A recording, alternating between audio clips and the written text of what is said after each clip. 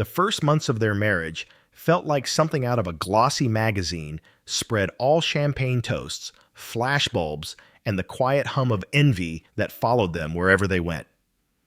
Nathan Hale and Evelyn Carter, the city's newest it couple, were the sort of people others whispered about in restaurants and wrote about in lifestyle columns. He was the tech magnate who had built an empire before turning 35. She was the model with the kind of beauty that didn't fade when the cameras stopped flashing. Together, they seemed untouchable, a perfect fusion of wealth and grace, logic and allure. Their wedding had been held in late spring, beneath a canopy of white orchids in the Hamptons, where the ocean stretched endlessly, and the sky was painted with the soft blush of dusk. Every major publication covered it. Vogue called it a modern fairy tale. Nathan had stood there, tall and composed, while Evelyn, in her silk gown that rippled like water, looked at him as if she could see no one else in the world. For a while, that look had been enough to make him believe that love, perhaps, could exist without condition. But New York doesn't let love stay simple. It twists it, glamorizes it, commodifies it. Within weeks, their faces were everywhere, on billboards, in interviews, at charity events. They became a brand, the Hales. Every smile was dissected, every gesture read as a clue. People said they were happy, they looked happy, and Nathan wanted so desperately for it to be true. Evelyn, however, had begun to move differently. At first, it was subtle the way her laughter grew softer, how her gaze drifted when he spoke about his work. Nathan noticed the distance only because, before, she had listened with such intent, tracing his jawline with her finger while he talked about his projects. Now, her hands were always cold, her attention elsewhere, as if part of her had already left the room.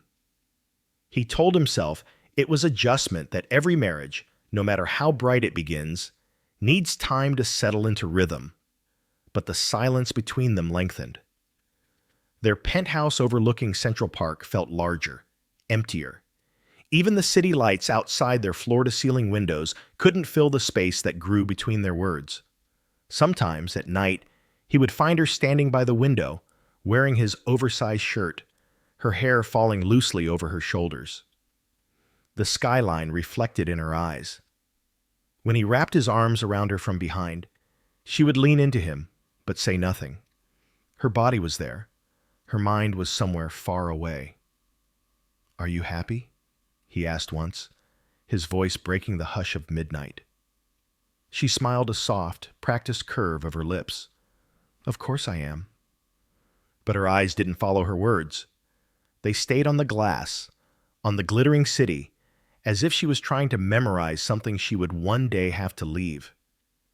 Nathan tried to bridge the gap the only way he knew how, with generosity. He bought her a gallery membership, a piano, a vintage car she once said she loved.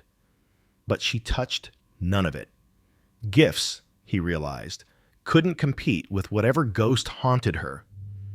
When friends came over, Evelyn wore her charm like armor.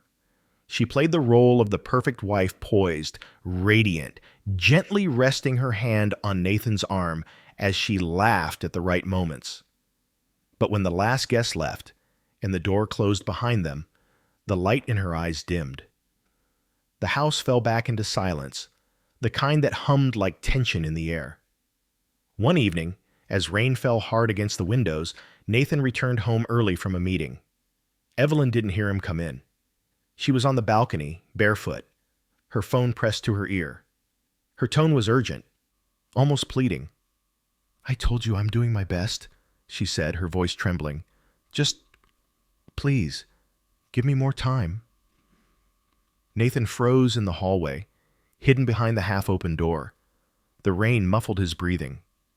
He wanted to step out, to ask who she was talking to demand honesty, but something in her voice stopped him.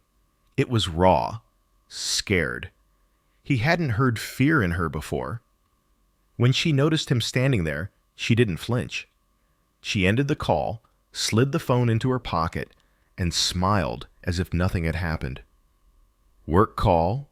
he asked carefully. "Just a friend from the agency," she replied too quickly. "Someone having a rough time." Her lie was smooth, almost rehearsed, and yet Nathan found himself nodding. He wanted to believe her. Love, he thought, was sometimes choosing not to look too closely. That night she reached for him in bed, her touch desperate and fleeting, like someone clinging to the last thread of warmth. For a brief moment she was the Evelyn he knew, soft, alive, trembling. But when morning came, she was distant again, sipping her coffee in silence while reading the news on her tablet. In the headlines, their names appeared once more. The golden couple dominates charity scene. The world still believed in their perfection. Nathan stared at the photo, the two of them smiling under fairy lights, her hand in his, and wondered if he was the only one who saw the emptiness behind that smile. By the third month, he started noticing new things: a locked drawer in her dressing room, unreturned calls from unknown numbers, nights when she said she couldn't sleep and left to clear her head. He followed her once, driving a few cars behind as she headed toward the East River. She parked by the docks and sat there for nearly an hour, staring into the black water. When she finally returned home, her eyes were swollen. He didn't confront her. He couldn't.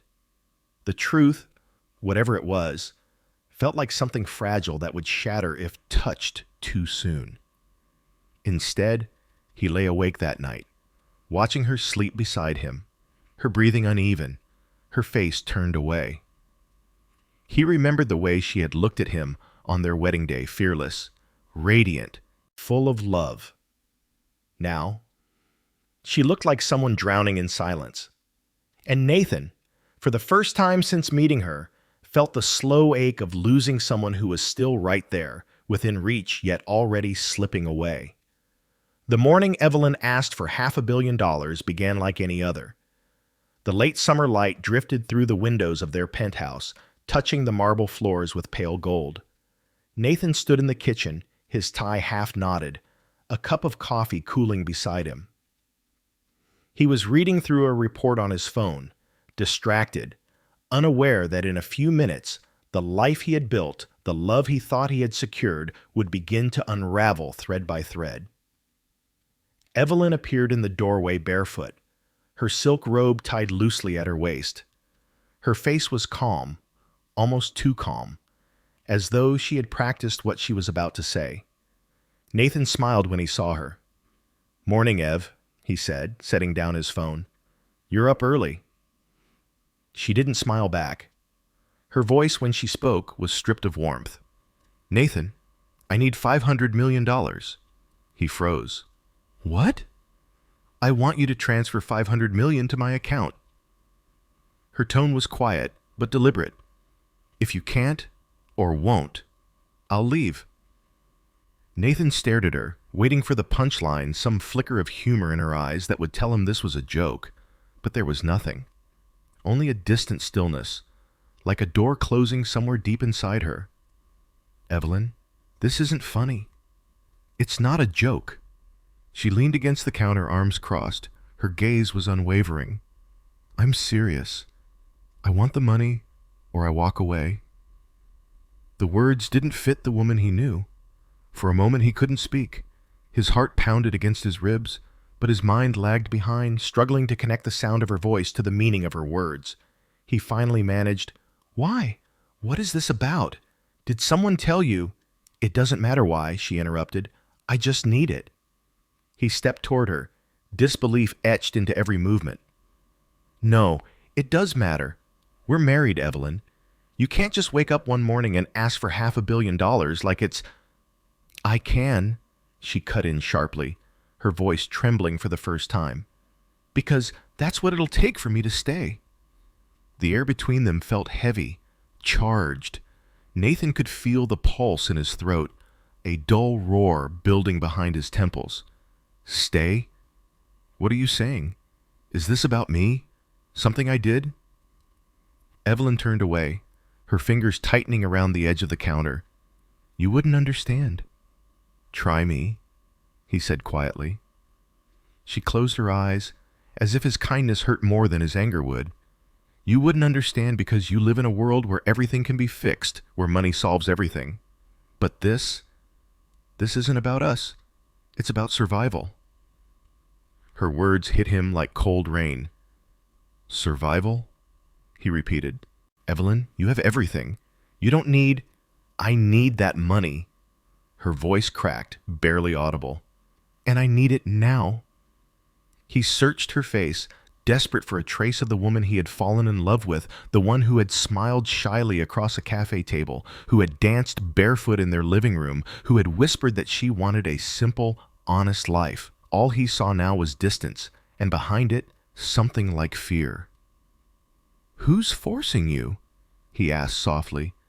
Is someone threatening you? She shook her head, but too quickly. No one. This is my decision. He could tell she was lying. Her eyes flickered the way they always did when she tried to hide something, a small, almost invisible tremor. But the wall between them had become too high. Every time he tried to reach her, she retreated further behind it. Evelyn, he whispered, stepping closer. Whatever this is, we can deal with it together. Her lips trembled, but she didn't move. You can't fix this for me, Nathan. Then at least tell me what's going on. I can't. The finality in her voice broke something inside him. He felt the words catch in his throat, raw and bitter. After everything, you owe me the truth.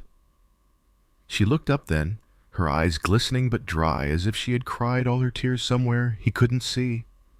I owe you nothing, she said quietly. It was a lie, he knew it, and she knew it too, but she said it anyway, because it was easier than the truth. Nathan's hand tightened around the edge of the counter. So that's it? After all this, you just want my money? Her silence was answer enough. For a long moment, neither of them moved. The city outside went on as usual, taxis below, the hum of traffic, the faint echo of horns drifting upward. But inside, the room felt airless, the walls closing in. Nathan turned away, pacing to the window. His reflection stared back at him, a man who suddenly didn't recognize himself or the woman behind him. When we married, he said slowly, I thought you wanted a life with me, not my bank account. Evelyn flinched but didn't speak. He turned to her, anger bleeding into his voice. Was that all I was to you? A number? A safety net? Don't do this, she whispered. Don't do what? He laughed bitterly. Believe my wife when she tells me she's leaving unless I pay her $500 million? Her chin lifted slightly. It's better if you think that. Think what? That I'm just another woman who married for money. The quiet honesty in her tone shook him more than the accusation itself.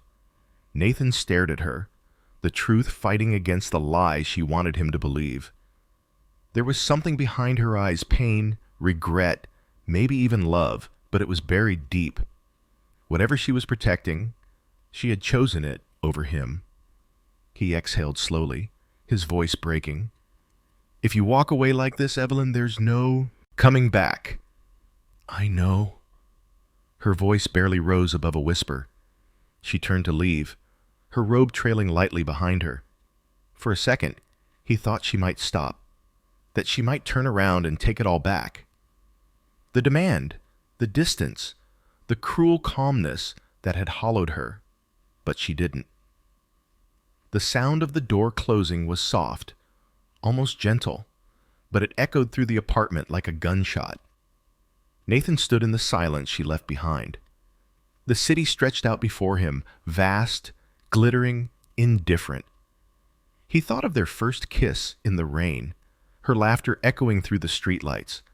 He thought of the vows they'd whispered beneath the orchids in the Hamptons. And he thought of the woman he'd married, the woman he was certain he'd known. But now, as he stared at the empty doorway, he realized with an ache that hollowed his chest, he had married a stranger. It started with a single headline. The $500 million ultimatum, inside the Hale's broken fairy tale. By noon, it was everywhere on gossip blogs, business pages, and morning talk shows. Evelyn's name was dragged through every possible shade of scandal.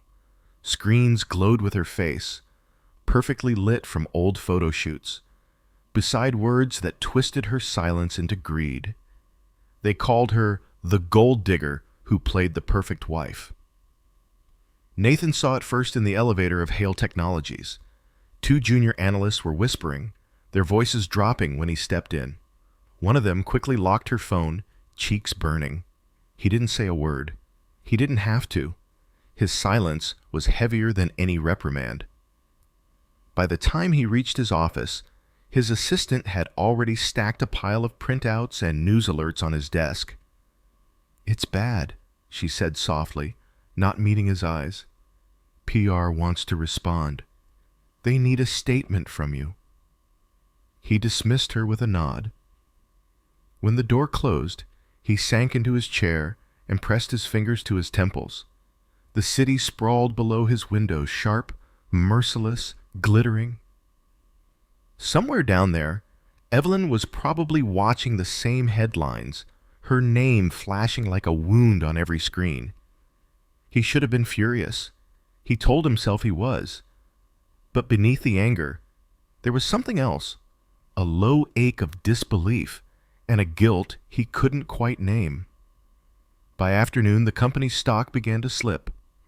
Shareholders demanded reassurance. They called it a personal scandal. But in business, personal was never truly separate. Nathan found himself in boardrooms filled with quiet hostility and veiled judgment. "She's damaging your credibility," one director said. "Investors are nervous. The media's painting you as a fool, a man blinded by beauty. We need to control this before it infects the brand." Nathan looked at the faces around the table, men in tailored suits, their eyes sharp and clinical. They didn't care about the truth. They cared about perception. "I'll handle it," he said evenly. "How?" another asked. "By denying it? Everyone's seen the reports." Nathan's jaw tightened. "By reminding the world that my marriage isn't a press release." The room went silent. Someone cleared their throat. Then the meeting moved on, but he could feel their skepticism lingering like smoke. That evening, as dusk fell over Manhattan, he left the office without telling anyone. He drove aimlessly through the city, past the restaurants where they used to dine, past the park where she once fed pigeons in the rain, laughing as if she belonged nowhere but in that moment. Every memory felt sharper now, as if it had turned against him. When he returned to the penthouse, it was empty. Evelyn hadn't come home in 2 days. Her clothes still hung in the closet. Her perfume still lingered faintly in the hallway, but the air had changed. It carried a stillness, the kind that comes after an argument no one can take back. He poured himself a drink and sat by the window. Outside, the city glittered like a cruel promise. He tried not to look at his phone, but it buzzed endlessly calls from investors, messages from old friends offering sympathy disguised as curiosity. And then, buried among the noise, a message from an unknown number. "You don't know who she really is." Nathan stared at it for a long time, his thumb hovering over the screen. He didn't reply. He didn't delete it either. Instead, he set the phone down and leaned back, watching the reflection of his own exhaustion in the glass. He thought of Evelyn's last words before she walked out. "It's better if you think I married you for money."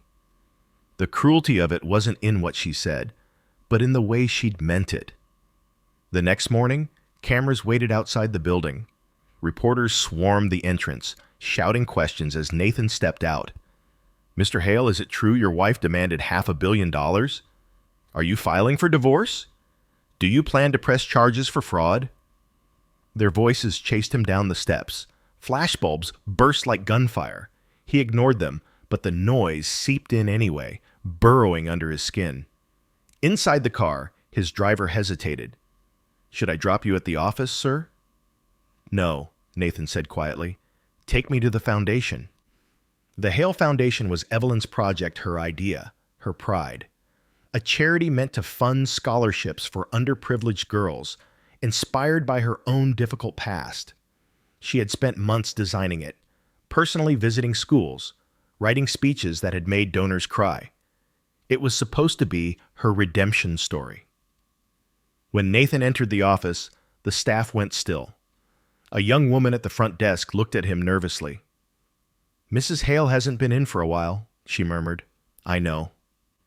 He walked through the hall, lined with framed photos, Evelyn smiling with students, standing beside volunteers, holding a microphone at a gala. She looked real in these pictures, unposed, alive. Not the cold figure in the tabloids. In her office, he found her favorite sweater draped over a chair and a stack of handwritten notes.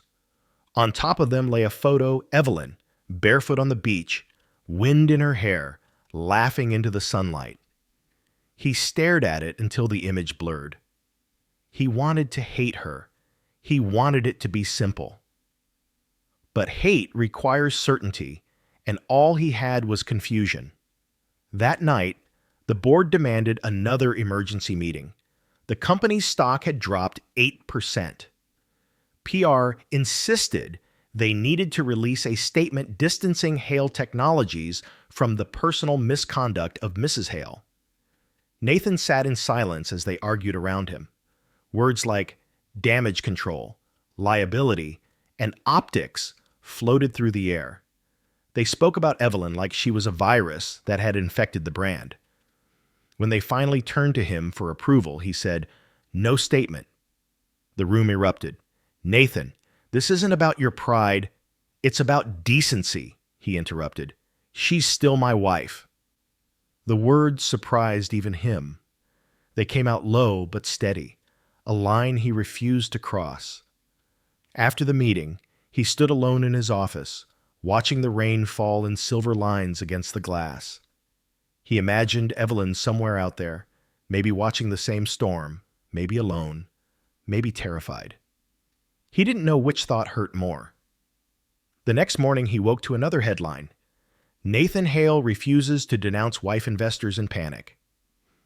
He read it once, then set the paper aside. There was nothing left to defend.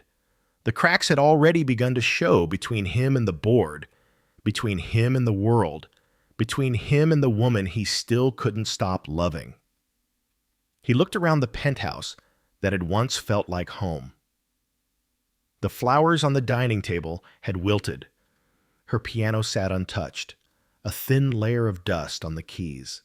Somewhere in the distance, sirens wailed, fading into the night. Nathan closed his eyes, and for the first time since the day she left, he allowed himself to wonder, what if the rumors were wrong? What if her silence wasn't greed, but grief?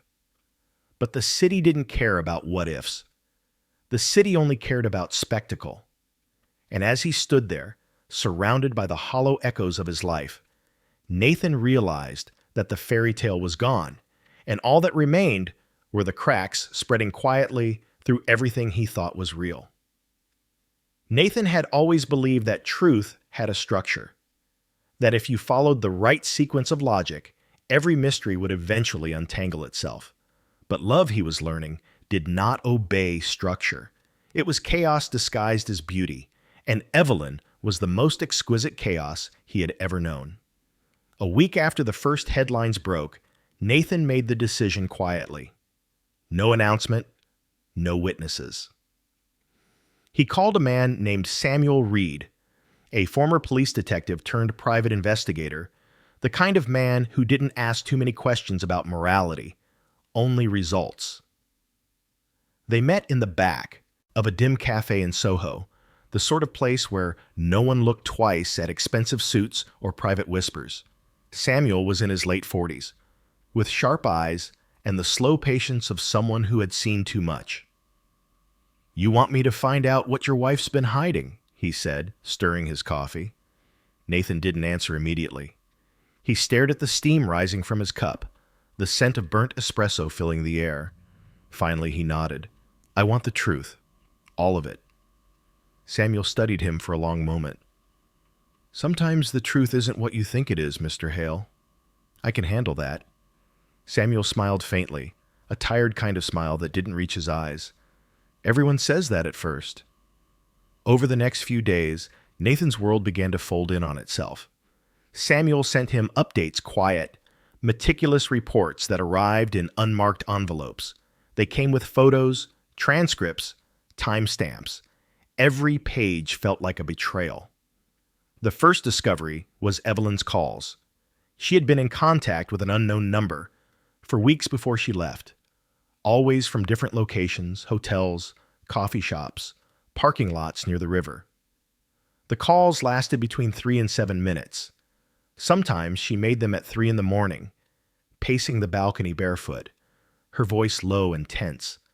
When Samuel played one of the recordings for him, Nathan's chest tightened.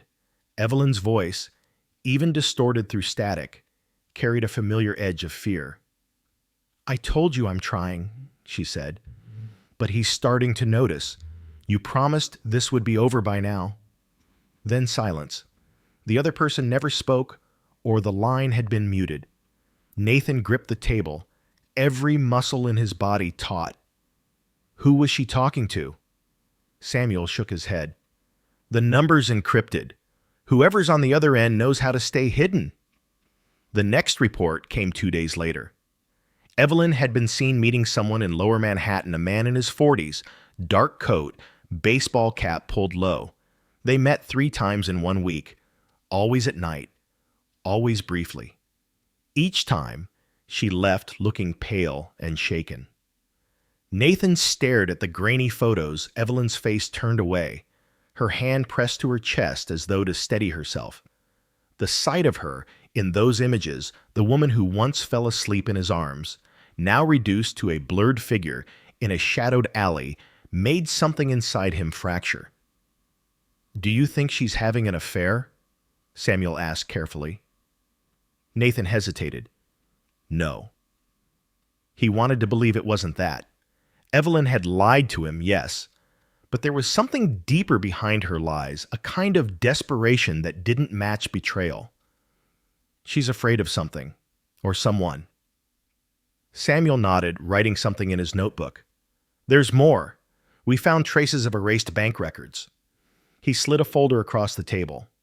Inside were transaction logs, gaps, missing entries, deleted digital footprints. Someone had tried to scrub the trail clean.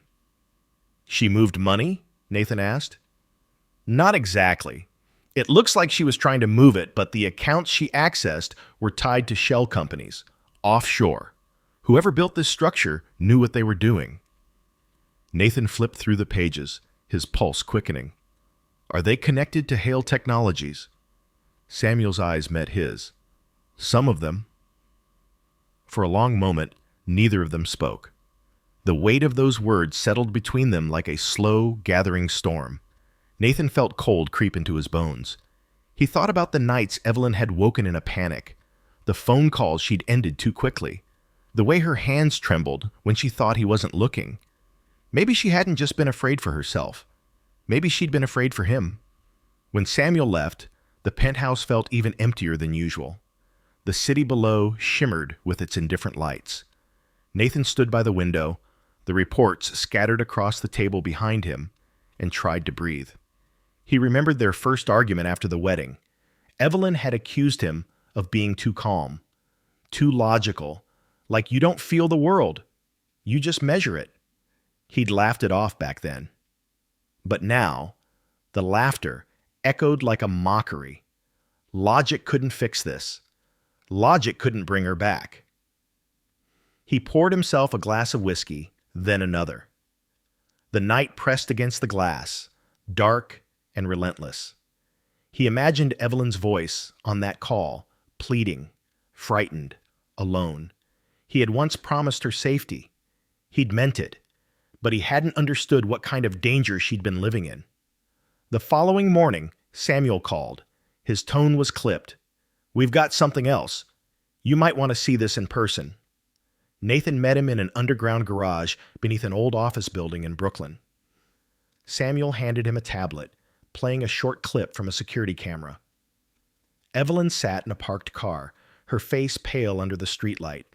She was speaking to the man in the baseball cap. "I can't do this anymore," she said, her voice shaking. "He's not who you think he is. If they find out, they'll destroy him." The man leaned closer, his voice low and muffled. "Then get the money and get out." Nathan froze. The clip ended there, the sound of rain against metal fading into silence. He lowered the tablet slowly. "Who are they?" Samuel shrugged. "That's what I'm trying to find out." On the drive back to Manhattan, Nathan's thoughts turned dark. Could it be possible that Evelyn had gotten tangled in something beyond her control? A trap that reached into his own company, his empire? When he returned home, he opened her vanity drawer. Inside, beneath a stack of jewelry boxes, he found an old photograph. Two people stood on a cracked basketball court, Evelyn and a young man with her same eyes.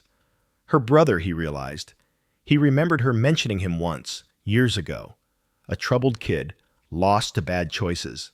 There was a note scribbled on the back of the photo. "I'll fix this, I promise." Nathan stared at it until the words blurred. Suddenly, the pieces began to rearrange in his mind: the money, the calls, the fear. Evelyn hadn't been running from him. She'd been running for him. The realization came like a blade, sharp, merciless, cutting through months of doubt. He looked out at the city again, its skyline fractured by rain and neon. Somewhere out there, Evelyn was alone, carrying a burden she'd never meant for him to see. And for the first time since she left, Nathan understood. She wasn't the enemy, but someone else was. Rain fell softly that night, washing the edges of the city into a blur of silver and smoke. Evelyn stood at the window of a dim apartment on the Lower East Side, her reflection fractured in the glass. Her fingers trembled as she traced the raindrops sliding down, her mind drifting between two lives: the glittering world she had built beside Nathan, and the shadowed one that refused to let her go. The room was bare, save for an old couch and a small table stacked with unopened letters. A flickering bulb cast a yellow light over a photograph that sat face down near the edge of the table, her and her younger brother Leo, laughing beneath the afternoon sun of another life. That was before everything changed.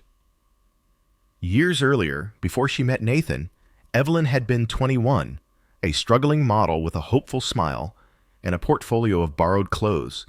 New York had promised her the world, and she had believed it.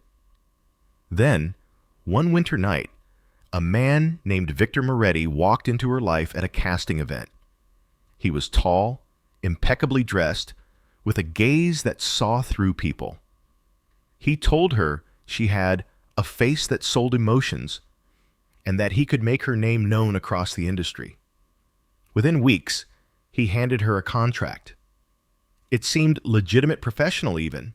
The terms were generous: luxury apartments, travel, sponsorships. She signed without reading the fine print. What she didn't know was that Victor wasn't just an agent. He was the front of a criminal syndicate that laundered money through modeling agencies and entertainment brands. Her image became their mask, her face appearing in campaigns financed by corruption. At first, Evelyn didn't understand. She smiled for the cameras, attended the events, posed in expensive gowns, while the men who owned the contracts toasted champagne behind her. Then one night, she overheard Victor's assistant whispering about shipments, offshore accounts, and debts collected through fear. When she confronted Victor, he smiled. "You signed, darling. Everything you have belongs to us: your name, your career, even your silence." She remembered the way her stomach dropped, the realization hitting her with a cold finality. She had sold herself to something she couldn't escape. And when she tried to leave, they came for Leo. Her brother was 19 then, reckless and naive. He had taken money from one of Victor's men, a loan, to pay his tuition, they said. When he couldn't pay it back, they made sure Evelyn knew the price. A single photo arrived at her door. Leo bloodied, tied to a chair. A note beneath it read, You belong to us until the debt is paid. From that day on, Evelyn became their prisoner in plain sight. She continued to work under Victor's management, moving through parties and photo shoots with the grace of someone wearing invisible chains. The world saw her as radiant, untouchable, the new face of elegance. But behind that facade, she was living on borrowed time. Every paycheck she earned disappeared into their accounts. Every smile was an act of survival. Years later, when she met Nathan Hale at a charity gala, she hadn't planned to fall in love. He was the opposite of everything she knew: calm, grounded, uncorrupted by greed. When he looked at her, she felt seen for the first time in years, not as an object or a brand, but as a person. For a while, she allowed herself to believe that she could escape. She left Victor's agency under the pretense of retiring from modeling. Nathan proposed months later, and for the first time, she thought she was free. But freedom, she soon learned, had a price. The first call came 3 weeks after the wedding, a voice she hadn't heard in years, Victor's smooth and venomous. "Congratulations, Mrs. Hale," he said. "Quite the upgrade. Now, let's discuss your payment plan." Her heart had nearly stopped. "It's over. I left that life behind." Victor laughed softly. "No, you didn't. Your brother still owes us. And now you have a husband with money, a husband who doesn't know who you really are. Would you like to keep it that way?" That was when the nightmare began again. The secret meetings, the phone calls, the sleepless nights. They wanted $500 million, a number so obscene she thought it was a joke at first. But Victor made it clear, if she didn't pay, they would ruin Nathan and destroy Leo. She tried to hide the panic. Nathan noticed her distance, but didn't know the cause. She couldn't tell him, not when her name was tied to money laundering, not when a single word could bring his empire crashing down. So she pretended to be cold, greedy, heartless. She demanded the $500 million, knowing it would break him, hoping he would push her away before Victor could use her to drag him down. It was the only way she could protect him by becoming the villain in his story. But it tore her apart. Every night after leaving their penthouse, she would sit in her car and cry until her makeup ran down her cheeks. The thought of Nathan's expression, the betrayal in his eyes, haunted her. She had wanted to be his partner, his equal, his peace. Instead, she had become his destruction. And now, as she stood by the window, she knew time was running out. A knock sounded at the door. Evelyn turned, wiping her tears quickly. Leo stepped in thinner than she remembered, his face shadowed with guilt. "Evie," he whispered. "They called again.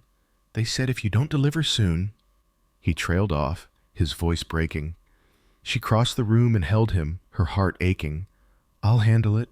You just stay out of sight, okay? I won't let them hurt you." He shook his head. "You shouldn't have to do this anymore." "I made my choice a long time ago," she said softly. "You're my family. That's all that matters." He looked at her with tears in his eyes. "What about Nathan? He still loves you, doesn't he?" Evelyn turned away. "He shouldn't. Not after what I've done." Outside, thunder rolled across the city. She pressed her hand to the window again, watching lightning flash against the skyline, the same skyline Nathan could see from his penthouse. Somewhere, he was probably staring at the same storm, wondering who she really was. Evelyn whispered to the night, "I'm sorry, Nathan."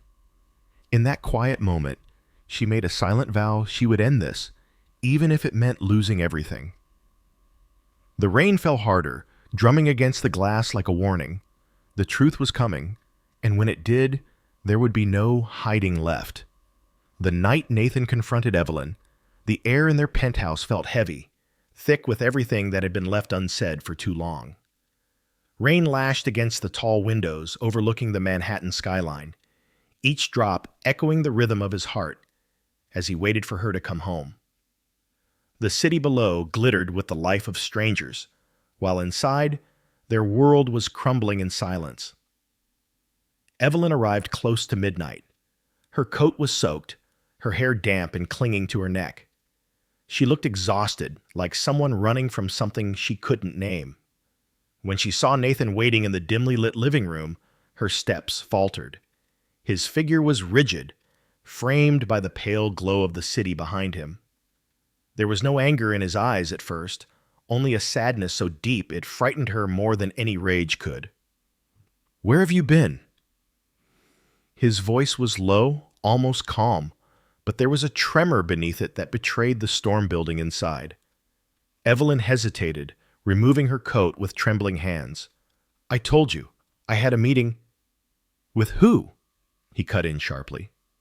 "Another business meeting you can't talk about? Another night where you disappear and pretend I don't deserve to know?" She looked down, her throat tightening. "Nathan, please, not tonight." He laughed bitterly, running a hand through his hair. "Not tonight? It's been weeks, Evelyn. Weeks of lies, of excuses. You think I haven't noticed the calls you take at 3 in the morning, the private cars waiting outside the building, the erased bank records?" Her heart froze. He knew. She tried to speak, but her voice failed her. Nathan stepped closer, his tone hardening. "I hired someone, a private investigator. You've been meeting with Victor Moretti. You think I don't know who he is? He's not a friend, Evelyn. He's a criminal." Evelyn felt the room spin. The truth had caught up to her faster than she'd prepared for. She swallowed, forcing her voice to stay calm. "You shouldn't have done that." "I shouldn't have." His voice rose, echoing through the glass and marble around them. "I'm your husband. You disappear for hours, lie about your past, and demand $500 million, and I'm supposed to sit quietly, pretend I don't see what's right in front of me?" Evelyn stared at the floor. "It's not what you think." "Then tell me what it is," Nathan said, stepping closer. "Tell me the truth, Evelyn. For once, just say it." But she couldn't. The words sat on her tongue, burning, aching to be released. She wanted to tell him everything, that she had never loved anyone the way she loved him, that she was doing all of this to protect him from a world that could destroy them both. But the image of Leo, her brother, flashed before her eyes. His face, pale with fear, the sound of Victor's voice promising ruin if she spoke. Evelyn shook her head slowly. "You wouldn't understand." Something in Nathan's expression broke. He stepped back, his jaw tightening as if holding himself together by sheer will. "You're right," he whispered. "I don't understand. Because the woman I married wouldn't lie to me like this." She met his eyes for the first time then, and what she saw there shattered her. It wasn't hatred, it was heartbreak. The kind that doesn't explode but dissolves quietly until there's nothing left to hold. He took a deep breath. "Tell me one thing, Evelyn. Was it ever real? Us? Or was I just another transaction to you?" Her chest constricted. "Don't say that," she whispered. "Then tell me I'm wrong." The silence between them stretched like a blade. Evelyn's lips parted, but no sound came. She couldn't tell him the truth, not when it would put him in danger. So she let him believe the lie that would keep him safe. "Yes," she said finally, her voice trembling. "It was always about the money." The words left her mouth like poison. Nathan's face went blank, as if every memory, every tender moment, had just been erased. He turned away, his hands clenched. "I don't even know who you are anymore." Evelyn stood frozen, tears threatening to spill but refusing to fall. "I'm sorry," she whispered, though she knew the apology meant nothing now. Nathan walked to the window, staring out at the city lights. "Do you know what's funny?" he said softly. "I used to think you were the one person who didn't want something from me. That maybe for once, someone saw me, not the company, not the money, just me." He turned back to her, his voice breaking. but you played me better than anyone ever could." She wanted to scream, to tell him the truth that every word he said was wrong, that every moment had been real. But she stayed silent, her nails digging into her palms until she felt blood. Nathan crossed the room and stopped at the door. "I'll have my lawyers contact you in the morning." Her heart clenched. "Nathan, please don't do this." He paused for a moment, his hand on the doorknob, but he didn't look back. "You already did." When the door closed, the sound echoed through the penthouse like the last toll of a bell. Evelyn sank to the floor, her body shaking with silent sobs. The ring on her finger glinted under the dim light, mocking her with the promise she had broken. Hours passed before she could move again. The rain had stopped outside, leaving only the sound of the city humming below. Evelyn stood and walked to the window where Nathan had stood moments ago. The skyline stretched endlessly, cold and distant. Somewhere out there, he was alone, angry, hurt, and she couldn't even comfort him without destroying everything. She pressed her forehead against the glass and whispered, "I love you," even though no one could hear it. Behind her, the shadows of the room seemed to close in, and she knew this was the price of her silence. The man she loved now hated her, and she had no one to blame but herself. In another part of the city, Nathan sat in his car, staring at the empty ring on his hand. The echo of her words. It was always about the money played over and over in his head. He wanted to hate her, to erase her from his life. But beneath the anger was something heavier, something crueler. He still loved her, despite everything. And that, he realized, was the deepest betrayal of all. The morning she disappeared, New York was wrapped in a quiet fog that dulled the sound of the city. The penthouse felt colder than usual, the air still carrying the faint scent of her perfume, jasmine, and rain. Nathan woke to that scent and, for one fleeting second, forgot the wreckage of the night before. But the other side of the bed was empty. The sheets were cold. He called out her name once, softly. Then again, louder. Only silence answered. The echo of his own voice felt strange in the vastness of the apartment, as if the walls themselves were mourning her absence. Her clothes were gone. The wardrobe that once glimmered with designer dresses now stood half empty, hangers swaying gently like ghosts. The vanity table, always cluttered with lipsticks and perfume bottles, was bare except for one folded envelope placed precisely in the center. Nathan froze. His name was written on it in Evelyn's delicate handwriting, Nathan. The sight of it made his heart twist. He reached out, fingers trembling slightly as he picked it up. The paper was thick, expensive, the kind she used for handwritten notes early in their marriage. She had once left him small love letters like this, tucked into his laptop bag or slipped beneath his morning coffee cup. Those letters had been light-hearted, full of hope. This one felt like a gravestone. He stood there for a long moment, the city hidden behind a wall of fog beyond the window, the letter heavy in his hand. Then he sat on the couch, the same couch where they had once watched old movies and laughed about nothing, and broke the seal. Her handwriting flowed across the page, careful, elegant, but weighted by sorrow. Nathan, by the time you read this, I'll be gone. Not because I stopped loving you, but because loving you has cost me more than I ever imagined, and because staying would destroy you. There are things I never told you, things I couldn't tell you, not because I didn't trust you, but because I wanted to protect you from the ugliness of who I used to be. Before you, I was someone else, someone who made choices out of fear and desperation.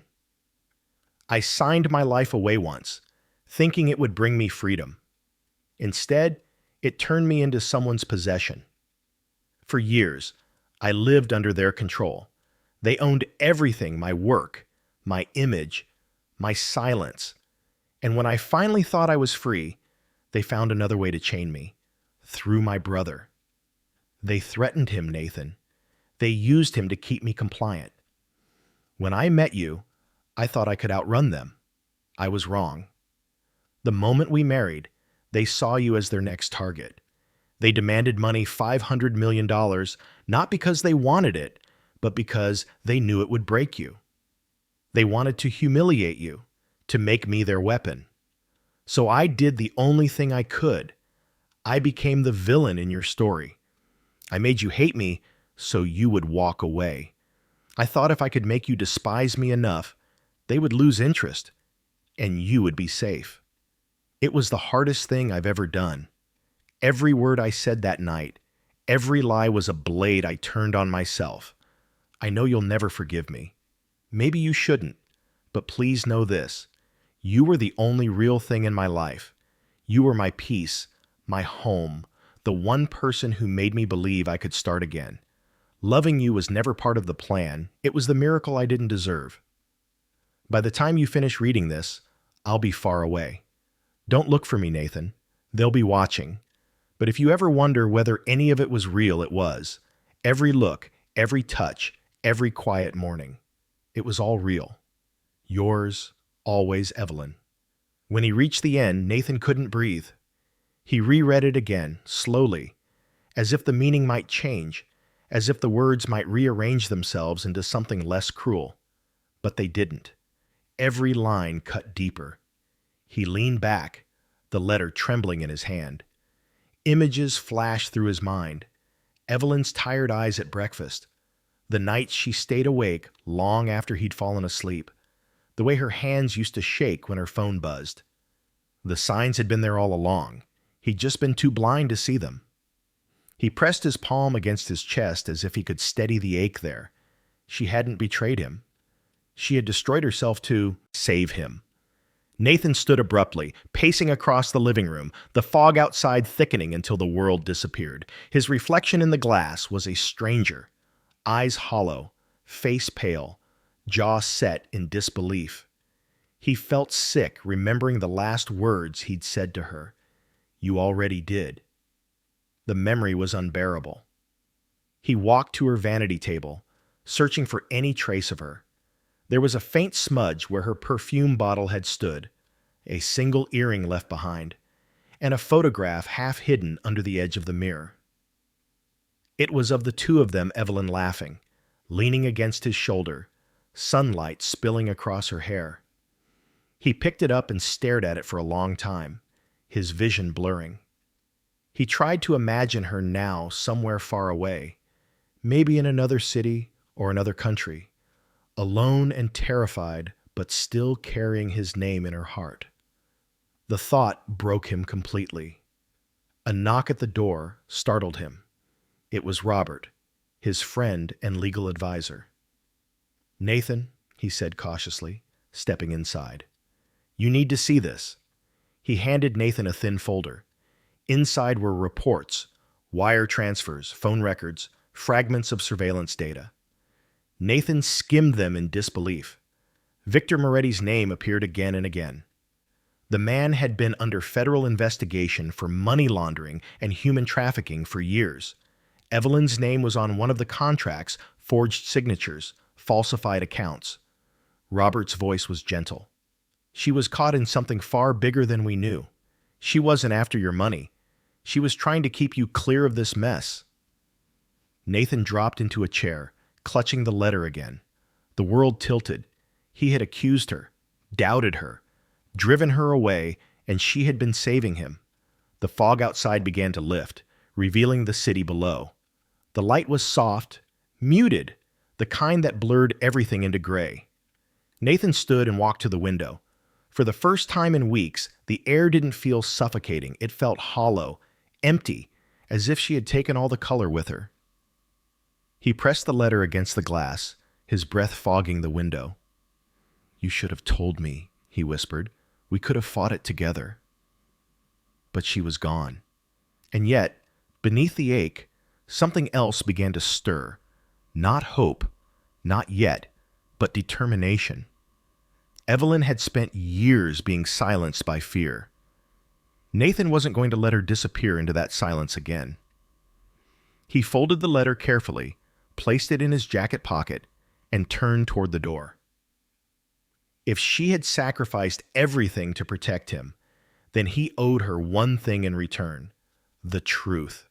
And this time, he wouldn't stop until he found it. The penthouse felt like a tomb. It had been a month since Evelyn disappeared, and the silence had taken on a weight of its own, thick, almost suffocating. Nathan could hear the hum of the refrigerator, the distant throb of city traffic far below, and the slow ticking of the grandfather clock in the hallway. But there was no laughter, no soft footsteps, no trace of the woman whose presence had once filled every corner of the space. The city beyond the windows pulsed with its usual rhythm taxis streaking through the rain, neon signs flickering over the wet streets, strangers rushing past each other with umbrellas tilted against the wind. But from where Nathan stood, watching from the floor-to-ceiling glass, it all seemed so far away. It was a different world, one that had moved on without him. Her letter still sat on the table where he left it, the paper worn at the folds from how many times he'd opened and read it again. Each time, the words cut him differently. He knew them by heart now, could recite every line. But knowing the truth didn't ease the ache, if anything. It made it worse.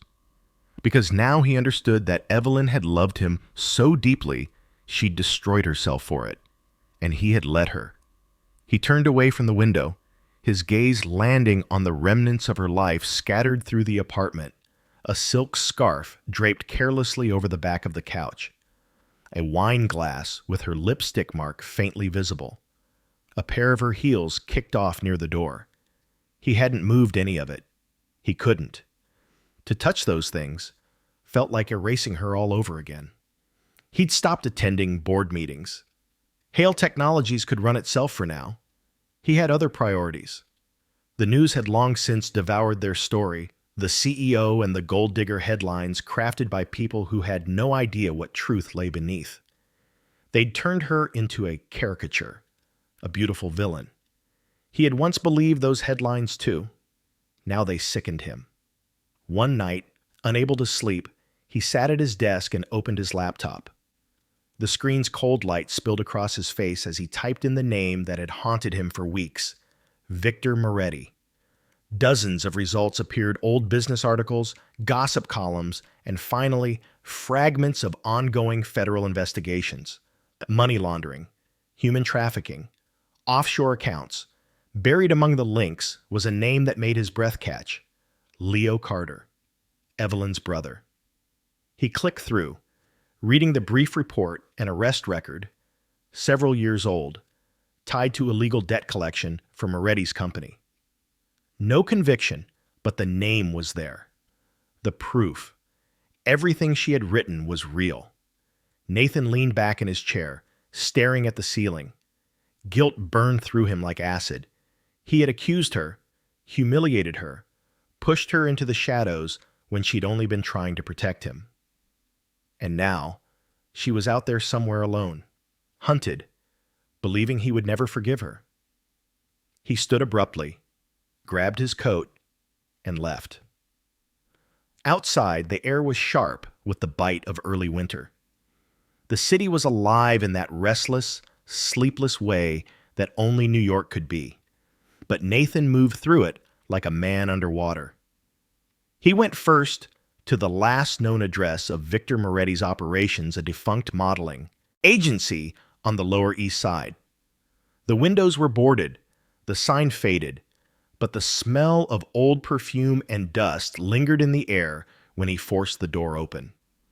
Inside, the walls were lined with photos of women, glossy prints from forgotten campaigns.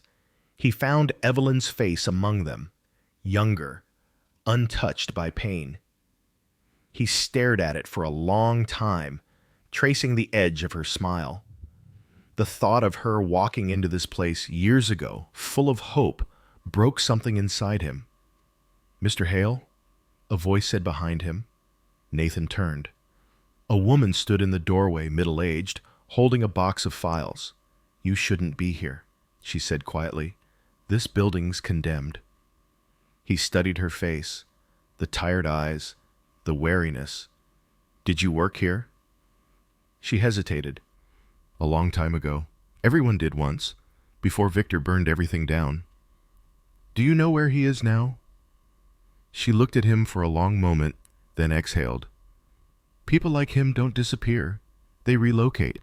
Try Jersey, maybe. Or anywhere. Money still buys silence." Nathan pulled out a card and handed it to her. "If you hear anything, call me. It's important." When he returned to the penthouse, the night had deepened. He poured himself a drink he didn't touch and stood at the window again. The city stretched endlessly, a sprawl of glass and shadow. Somewhere out there, Evelyn was alive. He could feel it, the same way he used to sense her before she entered a room. He placed the glass down and picked up her letter once more. His thumb brushed the ink of her name at the bottom, Evelyn. He whispered it aloud, and the sound of it filled the empty space like a prayer. He thought of all the times he'd watched her from across a crowded room, her laughter soft and effortless, the way her eyes would find him no matter where he stood. He thought of how she'd rest her hand on his chest at night, tracing the steady beat beneath his ribs, as if to remind herself he was real. Now she was gone, and he was left with silence. But beneath that silence, something began to shift, not rage, not despair, but purpose. He realized he wasn't driven by revenge anymore. This wasn't about making Victor Moretti pay or proving anything to the world. It was about finding her, about giving her the freedom she'd been denied for too long. He turned off the lights and let the darkness settle around him.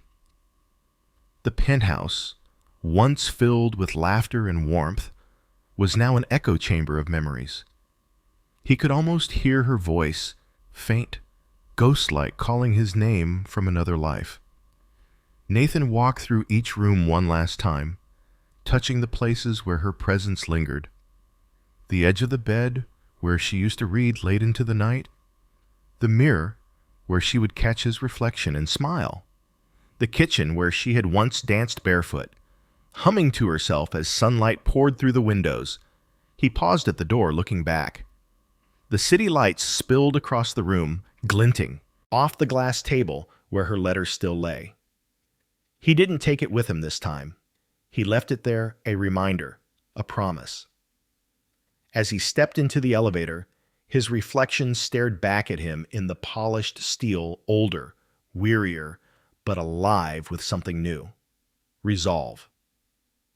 By the time the elevator doors opened to the lobby, the decision was made. He would find Victor. He would find Leo. And he would find Evelyn, not to ask for forgiveness, but to give her the truth she never believed she deserved. Outside, dawn began to rise, brushing gold across the glass towers of Manhattan. The city was waking, and for the first time in months, so was he. Behind him, high above the streets, the penthouse stood empty but not silent. It held the memory of love, the echo of a promise, and the faintest whisper of redemption waiting to be earned. And Nathan Hale walked into the light, no longer the man she'd left behind, but the man she had unknowingly taught him to become.